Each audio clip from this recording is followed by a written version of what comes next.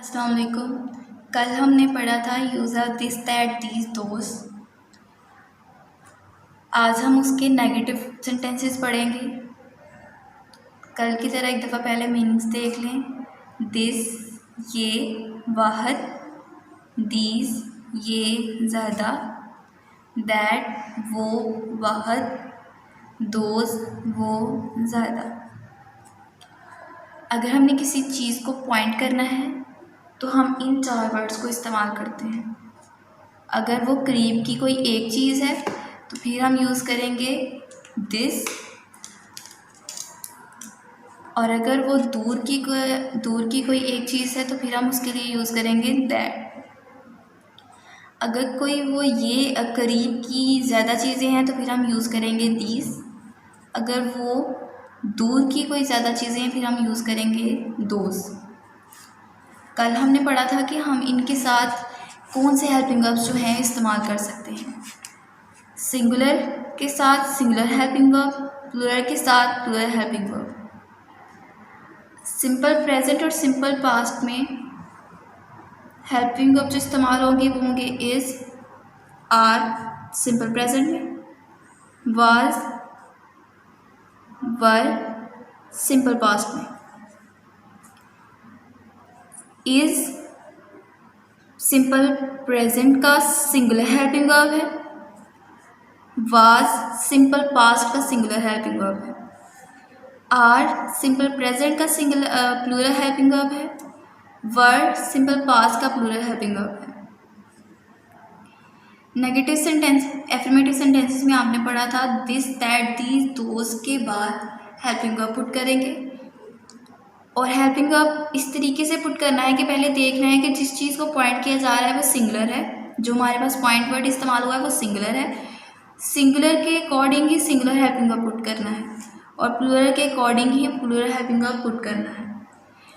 यहाँ पर एक ब्लैंक है, हमने पहले देखना है कि अगर इस सेंटेंस को हम सिंपल प्रेजेंट के तौर पर ट्रांसलेट करें तो कौन सा हेल्पिंग वर्ब आएगा, और फिर अगर हम इसी सेंटेंस को सिंपल पास्ट के तौर पर ट्रांसलेट करें तो कौन सा सेंटेंस आएगा। फिलहाल आप नेगेटिव को छोड़ दें, वैसे ही एफर्मेटिव के तौर पर देखें। अगर यहाँ पर दिस डैश आ कैप,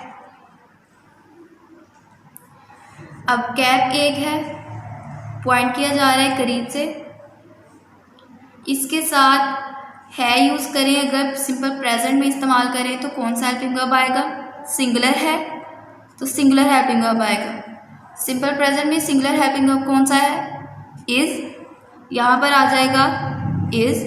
और अगर इसको इस तरह से ट्रांसलेट किया जाए कि ये एक टोपी थी, सिंपल पास्ट में सेंटेंस चला गया।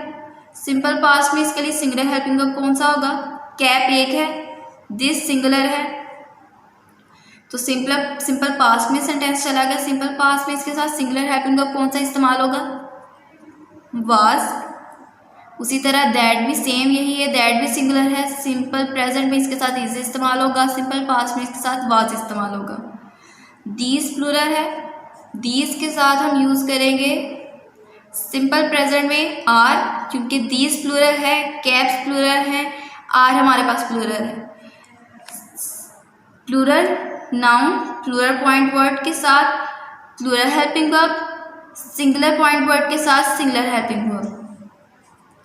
सिंपल प्रेजेंट में अगर बात की जाए तो फिर दीज डैश कैप्स ये टोपियां हैं के लिए सिंपल प्रेजेंट में आर इस्तेमाल होगा। ये टोपियां थीं, पास्ट में चला गया सिंपल पास्ट में। Plural helping verb simple past में हमारे पास है वर, ये प्लूरल है, ये भी प्लूरल है। सिंपल प्रेजेंट में हमारे पास प्लूरल हेल्पिंग वर्ब इस्तेमाल होता है आर, सिंपल पास्ट में हमारे पास एक ही हेल्पिंग वर्ब है प्लूरल, वो है वर। दोज भी same as it is are, और सिंपल प्रेजेंट में पास्ट में वर।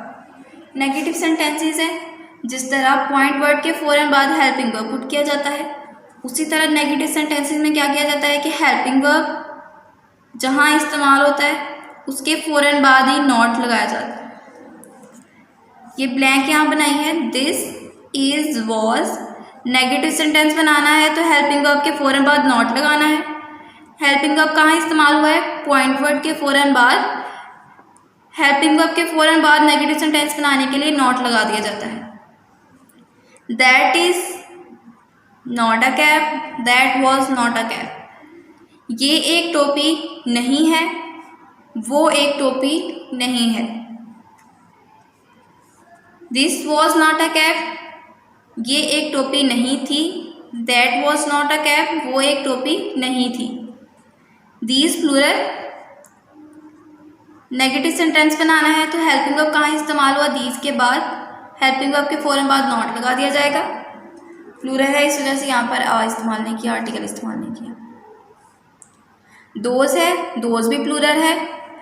हेल्पिंग वर्ब पुट किया है हमने दोज के बाद।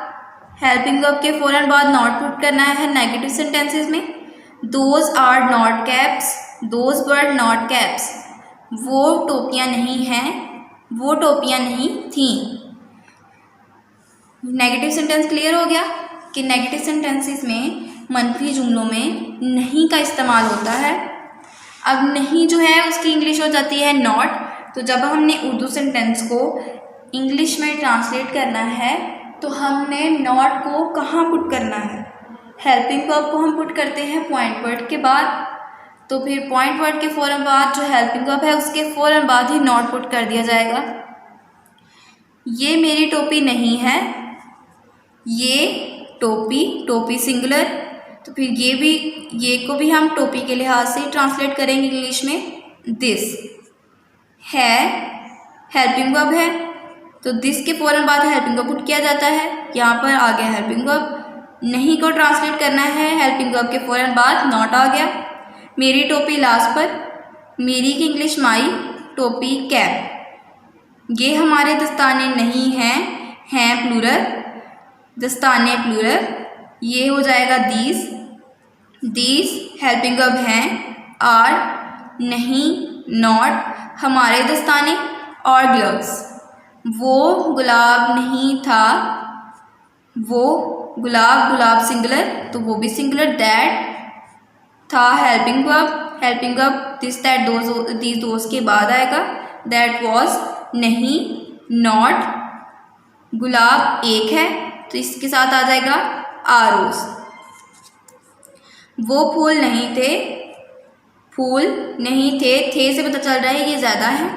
वो, दोज, थे, वर, नहीं, नॉट, फ्लावर्स, फूल। दोज वर नॉट फ्लावर्स, वो फूल नहीं थे।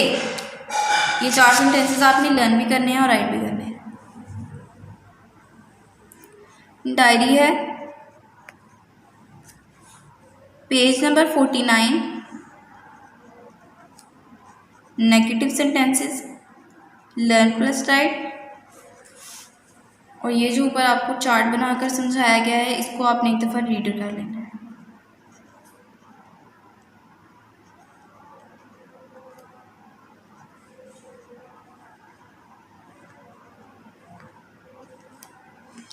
खुदा